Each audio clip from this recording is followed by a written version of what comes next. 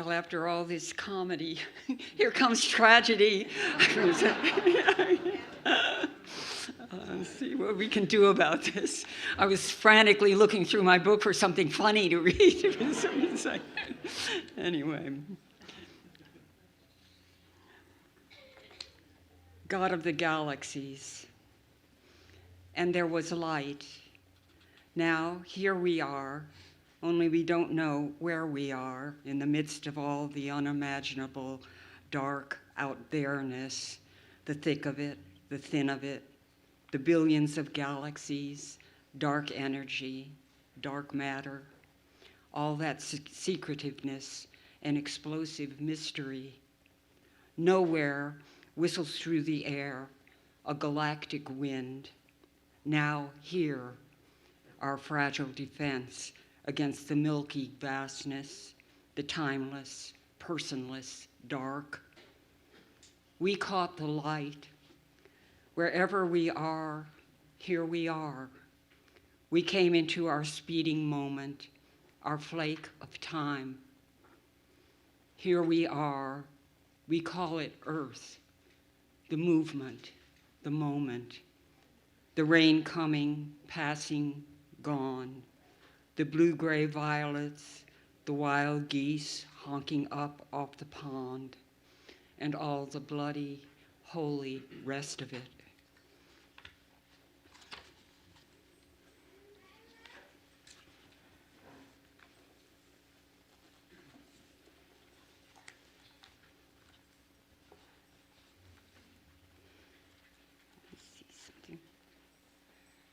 I think I'll read this seasonally appropriate poem, Falling Back. This is the day of falling back. I'm wandering ankle deep through the fallen oak leaves till the slanted light falls and then night falls out of nowhere.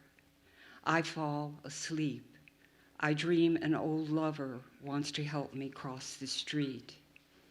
At 4 a.m., the eastbound planes start falling slowly through the net of branches. Maybe they're headed toward New York. Do you remember? A dark wing fans the air around me into light again. Crows in the wind against pink fog. I'm writing this in my plan notebook. I haven't had a plan since October 4th. I guess I'm losing hold.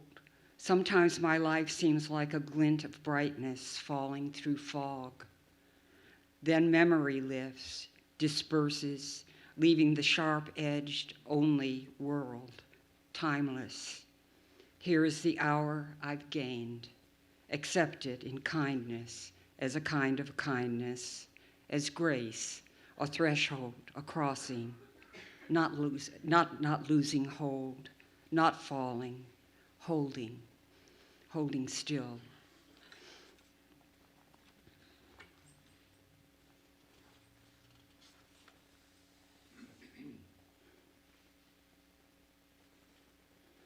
God of dogs. In the middle of the night, I hoisted my ailing old dog up and helped him out the door. He'd scarcely moved for 24 hours. He'd stood for a while, looking around. I'd hoped he'd relieve himself, but he just flopped down again. I was afraid he was dying. He wasn't, as it turned out. I'll tell you right now.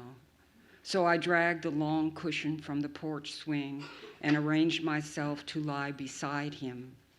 The moon was on the wane, but still near full. My dog lay with his eyes open, and mine were open too.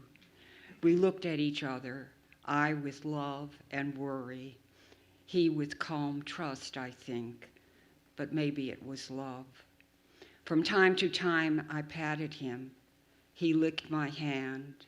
I got up once and bowed to the moon 3 times, then curled up on the cushion again, my hand on his furry side, to feel him breathe. The other dog, the rambunctious one who usually noses in, lay quietly as if keeping watch 10 feet away. I looked up at the high, pale sky.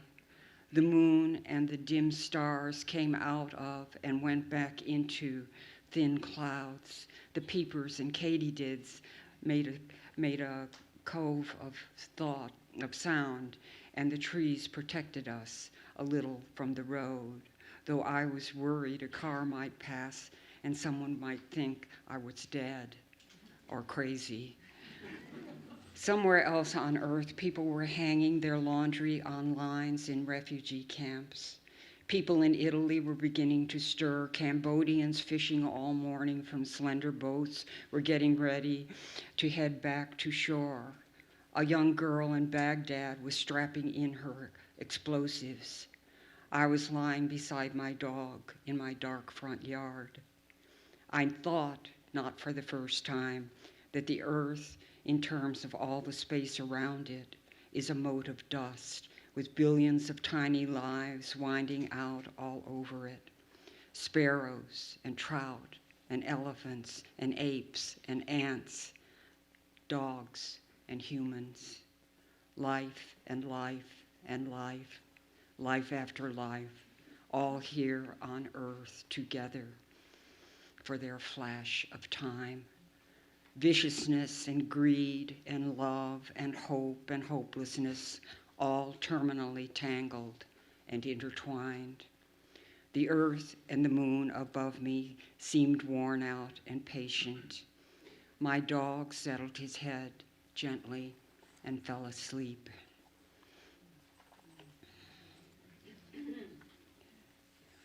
You're going to tell me when 8 minutes is up? Somebody. Okay. Invisibilities. Swift shadows as the restless leaves catch a ray from the rising sun. The play of light. A beam comes through and catches a spider's strand, dropping down slantwise about 4 feet from a limb of the poplar tree to a redbud branch below. Anchored, it stirs gently in the drift of wind, in and out of light. Now the light climbs upward a little and discovers in that gap of leafy air dozens of strands crossing and intersecting, shining. The random shafts glide along the length of one, then another, giving away their secret, then taking it back.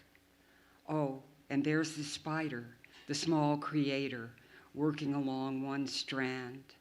I have to look and look to assure myself it really is a spider and not another moving shard of light. I take my eyes away to scribble those lines. When I look up a minute later, the sunlight has moved upward into the leaves, the spider's complex empire withdrawn again into the intricate invisibilities that hover around our life on earth. No, one low strand still catches the shine of morning. And there's the spider again, a flash of her, floating in midair in the world's quick light. I'll read one last poem and then we're done. Marriage in the midst of things. Oh, the cricket sings in the... I'm sorry.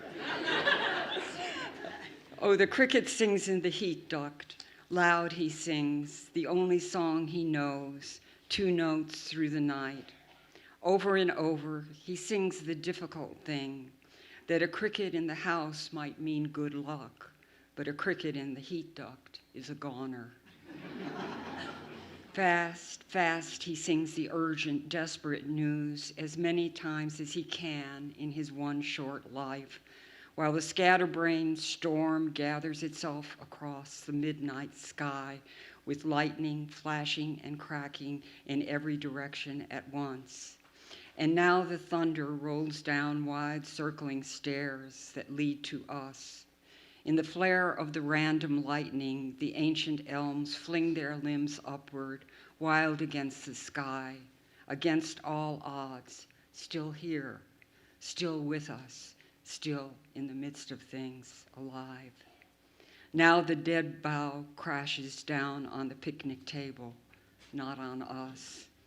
The torrent sheets the screen, the sump pump roars, We're riding it out in our house. The one of us sleeps through it and, amazingly, does not hear the thunder or the cricket, let alone the drenched cats pawing against the glass door, then clawing his way out of the old blue towel, flying through the darkness onto our new white chair. Oh, the cricket, the elm, the rain, the cat, now washing his feet so calmly, the sleeper and the watcher, the rolling bed of the world, the marriage of all, in spite of all, in spite of all. Amen.